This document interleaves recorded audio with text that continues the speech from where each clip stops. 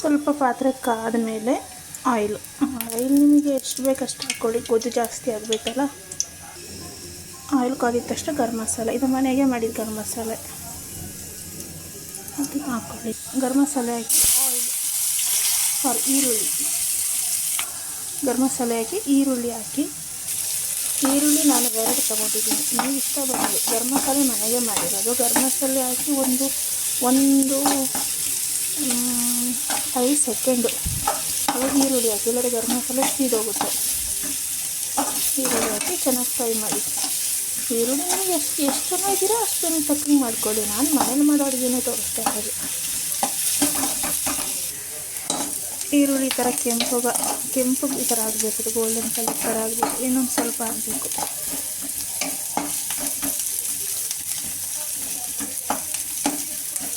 ಈ ಥರ ಆದಮೇಲೆ ನೆಕ್ಸ್ಟು ಟೊಮೊಟೊ, ಅದು ಅಷ್ಟೇ ನಿಮಗೆ ಎಷ್ಟು ಬೇಕಷ್ಟು ಟೊಮೊಟೊ. ನಾನು ಇದು 2 ತೊಗೊಂಡಿದ್ದೀನಿ. ಟೊಮೊಟೊ ಈ ಥರ ಅರ್ಧ ಫ್ರೈ ಆದಮೇಲೆ ಉರಿ ಸಣ್ಣ ಮಾಡ್ಕೊಳ್ಳಿ, ಉರಿ ಜೋರಾಗಿ ಇಟ್ಕೋಬೇಡಿ. ನೆಕ್ಸ್ಟು ಒಂದು ಚಿಟಿಕೆಯಷ್ಟು ಅರಿಶಿನ, ಖಾರದ ಪುಡಿ, ನಿಮ್ಗೆ ಎಷ್ಟು ಬೇಕಷ್ಟು ಖಾರದ ಪುಡಿ. ನಾವು ಜಾಸ್ತಿ ಖಾರ ತಿಂತೀವಿ. ಖಾರದ ಪುಡಿ. ನೆಕ್ಸ್ಟ್ ಒಂದು ಸ್ವಲ್ಪ ಧನಿಯಾ ಪುಡಿ ಆದಮೇಲೆ ಒಂಚೂರು ಉಪ್ಪು ಆಮೇಲೆ ಬೇಕಾದ್ರೆ ಸ್ವಲ್ಪ ಹಾಕ್ಕೋಬೋದು, ಎಷ್ಟು ಬೇಕೋ ಅಷ್ಟು. ದಯವಿಟ್ಟು ಇದು ನೆನಪಿಟ್ಕೊಳ್ಳಿ, ಇದೆಲ್ಲ ಮಸಾಲೆ ಹಾಕ್ಬೇಕಾದ್ರೆ ಉರಿ ಸಣ್ಣ ಇರಬೇಕು, ಇಲ್ಲಾಂದರೆ ಮಸಾಲೆ ಸೀದೋಗುತ್ತೆ. ಸ್ವಲ್ಪ ಫ್ರೈ ಮಾಡಿ ಅಷ್ಟೇ. ಸ್ಮೆಲ್ ಹೋಗಬೇಕು, ಅದು ಹಸಿ ಸ್ಮೆಲ್ ಇರುತ್ತಲ್ಲ ಅದು ಹೋಗಬೇಕು. ಸ್ವಲ್ಪ ಫ್ರೈ ಆದಮೇಲೆ ಒಂದು ಸ್ವಲ್ಪ ಒಂದು ಅರ್ಧ ಗ್ಲಾಸ್ ನೀರು ಅಷ್ಟೇ,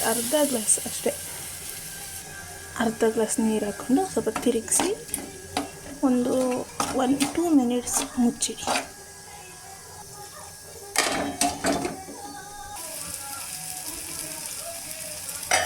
ಈಗ ಸ್ವಲ್ಪ ತಿರುಗಿಸಿ ಸ್ಪೂನಲ್ಲಿ ಸ್ವಲ್ಪ ಸ್ಮ್ಯಾಶ್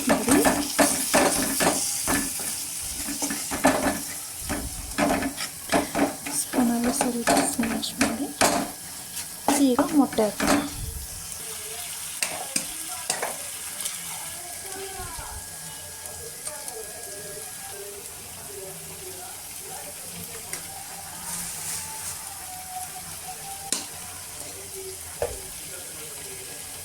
ಈಗ ಮೊಟ್ಟೆ ನಿಮ್ಗೆ ಎಷ್ಟು ಬೇಕಷ್ಟು, ನೀವು ಎಷ್ಟು ಜನ ಇದ್ದೀರಾ ಅಷ್ಟು ಮೊಟ್ಟೆ ಹಾಕ್ಕೊಳ್ಳಿ.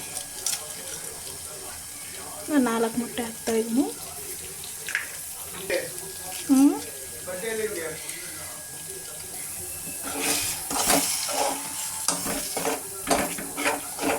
ನೀರು ಹಾಕಿದ್ವಲ್ಲ, ಇವಾಗ ಅದೇ ಗೊಜ್ಜು ಥರ ಆಗುತ್ತೆ.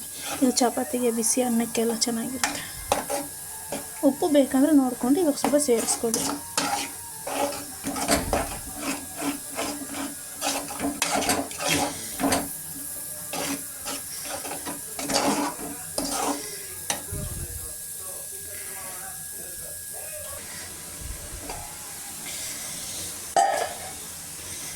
ಇಷ್ಟೇ, ಉರಿ ಚಿಕ್ಕದಾಗಿ ಇಡಬೇಕಾಗಿತ್ತು, ಇಷ್ಟೇ. ಮೊಟ್ಟೆ ಪಲ್ಯ ರೆಡಿ. ಚಪಾತಿಗೆ ಚೆನ್ನಾಗಿರುತ್ತೆ, ಚಪಾತಿ ಖಾರವಾಗಿ. ಸ್ವಲ್ಪ ಲಾಸ್ಟಿಗೆ ಕೊತ್ತಂಬರಿ ಹಾಕ್ಕೊಂಡ್ರೆ ಆಯಿತು.